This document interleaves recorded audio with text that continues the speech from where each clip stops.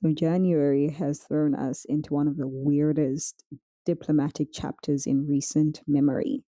For the first time since the war started, Russia, the United States, and Ukraine all sat at the same table in Abu Dhabi for trilateral talks.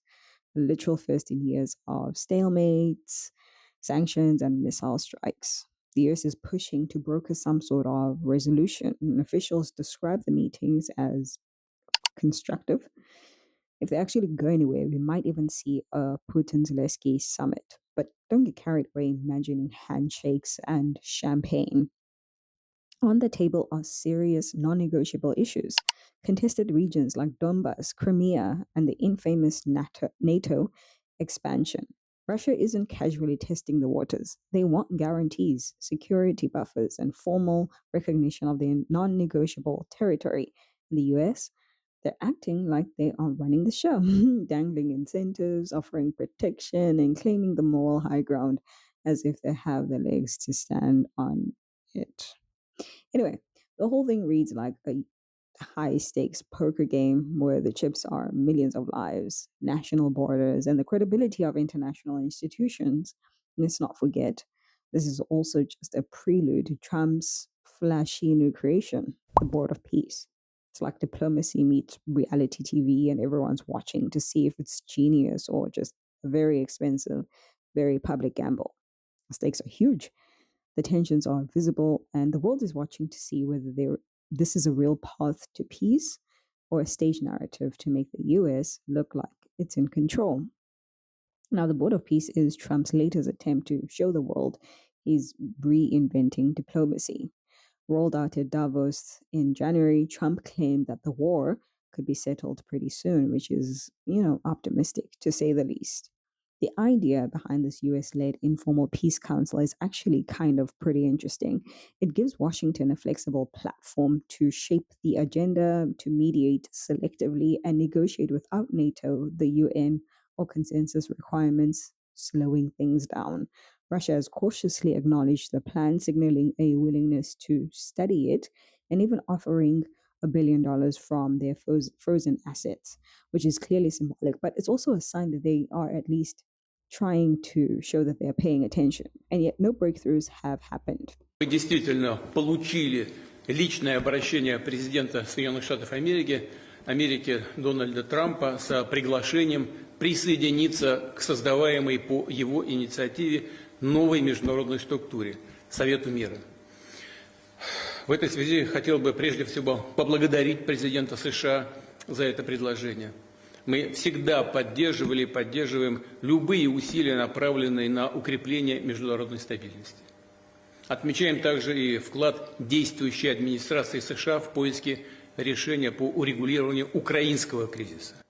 Учитывая особые отношения России с палестинским народом, мы могли бы, я думаю, направить в Совет мира $1 миллиард США из замороженных еще при прежней администрации США российских активов. Кстати, оставшиеся средства из наших же замороженных в США активов можно было бы использовать и на восстановление территорий, пострадавших в ходе боевых действий после заключения мирного договора между Россией и Украиной.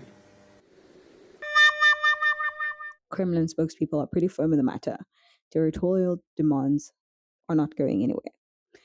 Meanwhile, the US is painting itself as the heroic architect of peace, while Russia sadly reminds everyone who really controls the negotiation leverage. Frankly, this smells more like a political gambit than genuine diplomacy. The US gets to flex its America first narrative. The media gets a feel good story about peace talks, and Trump gets to show off his perceived influence. Russia, on the other hand, might just be playing along, studying the cracks in the US strategy and testing how far they can push Washington without actually conceding anything. Given Putin's history, don't assume that this is a naive cooperation. He is a master at exploiting such situations to expose weaknesses, all while keeping a straight face. So the Board of Peace is part show, part strategic experiment, and fully a test of who really holds power in this negotiation. We all know that territory is where things get real and pretty nuanced. Russia insists that Ukraine recognize sovereignty limits over Donbas and Crimea. Honestly, that's justified. These regions are integral to Russian security strategy, and Russia sees them as vital buffers against foreign influence. From Moscow's perspective, Ukraine functions like Canada or Mexico for the US, a neighboring country that can't be allowed to host opposing powers on its doorstep. Meanwhile, the US is dangling military aid, financial support, and diplomatic backing in front of Kiev, essentially saying, we'll help you survive, but you need to compromise here. And the US is using it to position itself as the arbiter, trying to balance deterrence, diplomacy, and strategic control. The irony is that Washington started this mess by supporting Ukraine in ways that provoked Russia in the first place. Now they're playing savior while also trying to dictate the terms of negotiation. It's messy, it's self serving, and the whole performance is just theatrical at this point. Ordinary citizens watching the news may see diplomacy unfolding, but behind the scenes, it's a strategic chessboard where every offer, every statement, every public photo is calculated to maximize influence. Russia gets to insist on its core security goals, the US gets to show it's leading the world, and Ukraine is stuck in the middle, trying to decide whether to remain patriotic or give up their sovereignty to a Western power. That would be a bad move, but alas, it's not up to me. But that's the brutal reality of these talks. Peace is not a simple handshake here. It is a test of power, of strategy, and of endurance. And Trump's Board of Peace is just another layer in this spectacle, designed to control the optics, if not the outcome itself. While the US touts diplomacy at the Board of Peace, Russia continues its special military operation, showing that talk and action are wildly out of sync. Allies, adversaries, and neutral observers notice every contradiction. Europe, Asia, and the Middle East are carefully weighing their options. Support US brokered peace for trade continuity, stability, and influence over Russia, or resist and preserve autonomy, hedging against what they see as a clearly US dominated process. The credibility gap is pretty enormous. If the Board of Peace works, the US can brand itself as a global peacemaker and diplomat extraordinaire. If it fails, it exposes American overreach, their inconsistent messaging, and strategic fragility. Meanwhile, Russia is watching, it's calculating, and probably smiling internally. Every misstep by Washington reveals a weakness.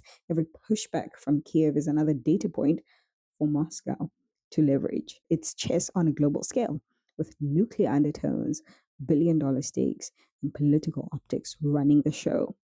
And the Board of Peace?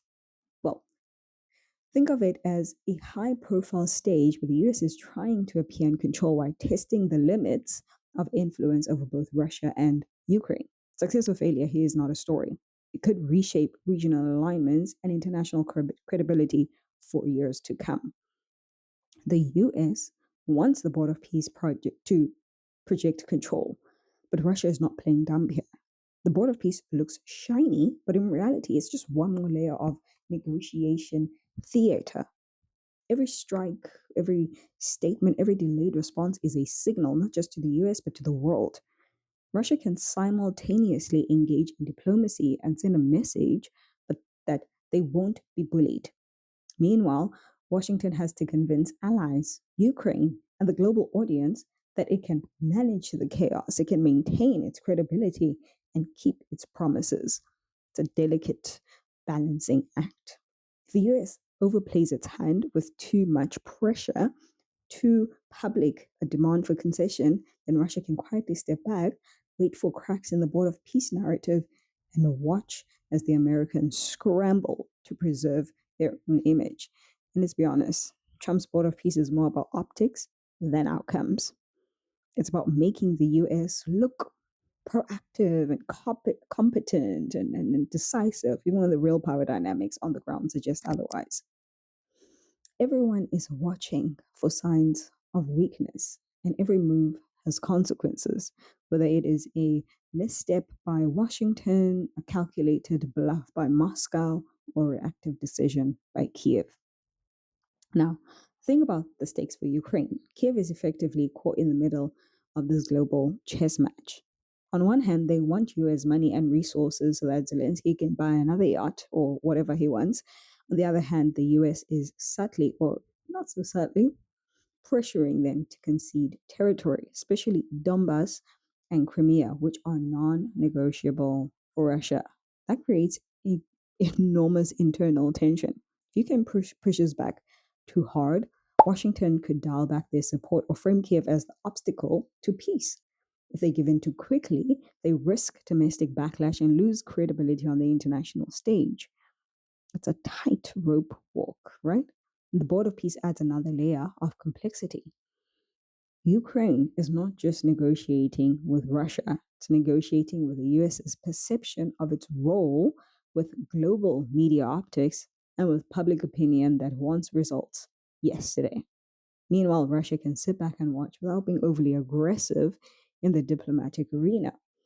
From Moscow's perspective, they may be thinking, let the Americans look like they are leading, let the Ukrainians sweat a little bit, and we'll receive what belongs to us on our terms. This is power.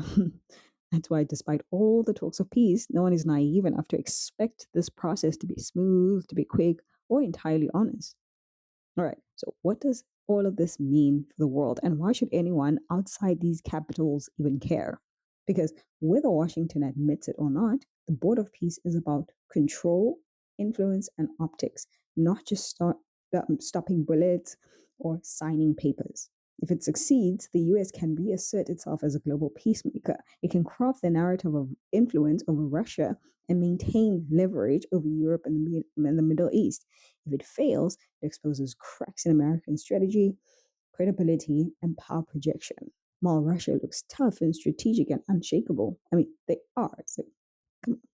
Also, everyone else, European allies, Asian partners, Middle Eastern states, are all watching the play unfold and deciding where to align, when to hedge, and how much trust to place in US promises. None of this is transparent. Literally none of it. The media spins, the press releases, and the symbolic gestures like the $1 billion from frozen assets make it look like everyone is working toward peace. But the real work, like the leverage, the threats, the concessions, the power calculations, all happens quietly behind closed doors. That is why skepticism today is pretty healthy. The Board of Peace might just be a flashy stage prop, a tool for the US to assert control and a test for global reactions, while Moscow plays the long game. For anyone watching, the lesson here is simple. Don't confuse optics with reality. Political gestures with genuine promise or headlines with any outcomes. This is a high stakes diplomacy, and every smile, every handshake or statement is loaded with strategy. And if you think that Trump's Board of Peace is about altruistic global harmony, well, let's just say, lol. Happy birthday to you. The real game here is power, influence, and survival. And anyone and everyone else is just a part of the audience.